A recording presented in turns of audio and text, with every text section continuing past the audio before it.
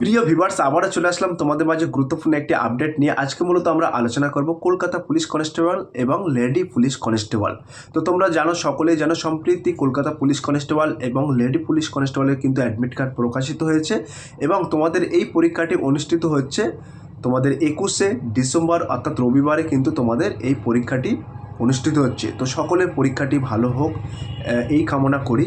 তো যারা একেবারে নতুন পরীক্ষার্থীরা আছে তাদের জন্য আজকের এই ভিডিওটি কিন্তু খুবই গুরুত্বপূর্ণ হতে চলেছে, তাই ভিডিওটি স্কিপ না করে সম্পূর্ণটি দেখার জন্য অনুরোধ রইল।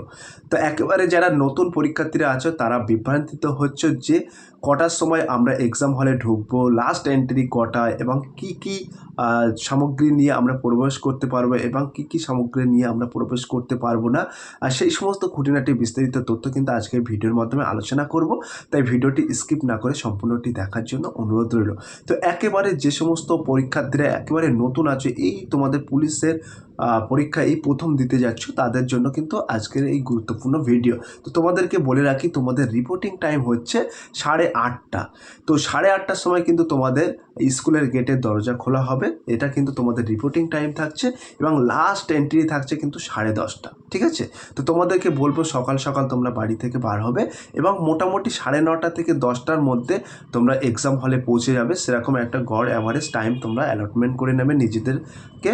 তো কিছু সময় হাতে রাখবে। তো 10টার মধ্যে তোমরা এক্সাম হলে পৌঁছে যাবে বা 9:30 থেকেই তোমরা এক্সাম হলের মধ্যে প্রবেশ করবে। তাহলে সেক্ষেত্রে দেখা যায় তোমাদের আধা ঘন্টা নির্দিষ্ট হাতে যদি সময় থাকে, তাহলে আধা ঘন্টা 1 ঘন্টা সময় থাকলে এক্সাম হলের ভিতরে গিয়ে তোমরা তোমাদের সিট সংখ্যাটা দেখে নিতে পারবে বা কোন ঘরে তোমাদের পরীক্ষা সিট পড়েছে, সমস্ত এইগুলো কিন্তু তোমরা সাজিয়ে গুছিয়ে নিতে পারবে বা কোন ঘরে তোমার বন্ধুরা বসেছে একটু আলাপ পরিচয় হয়ে যাবে।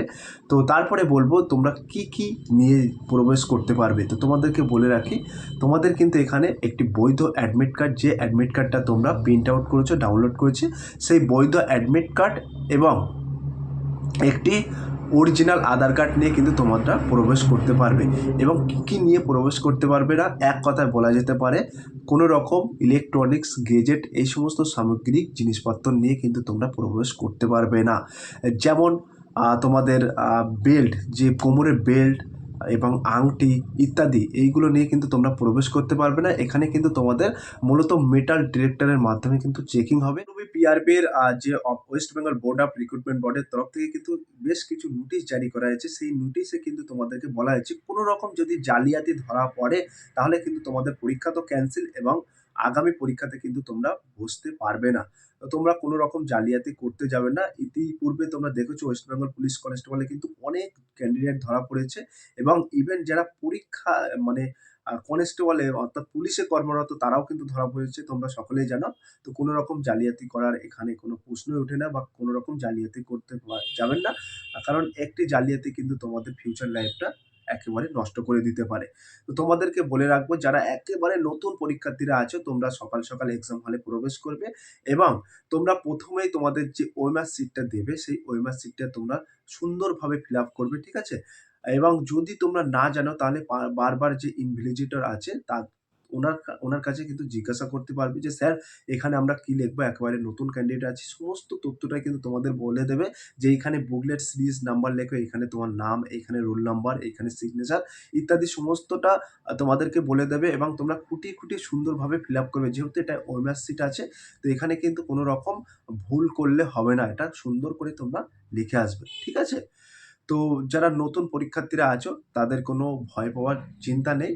এখানে কিন্তু তোমাদের ইনভিজিলেটর গাইড নিতে পারবে এবং ইনভিজিলেটর পরামর্শ নিতে পারবে।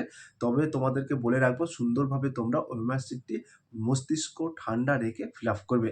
কারণ এই পরীক্ষার কিন্তু ওএমআর শিটই main of the part. Clear? তো এই ছিল নির্দেশিকা এবং ছোট্ট একটি ভিডিও তোমাদের মাঝে তুলে ধরলাম। যদি আজকের এই ভিডিওটি ভালো লেগে থাকে প্লিজ লাইক, কমেন্ট এবং শেয়ার করে দিন বন্ধুদের মাঝে। ফিরে আসছি আগামী দিনে তোমাদের জন্য very most important topic video নিয়ে।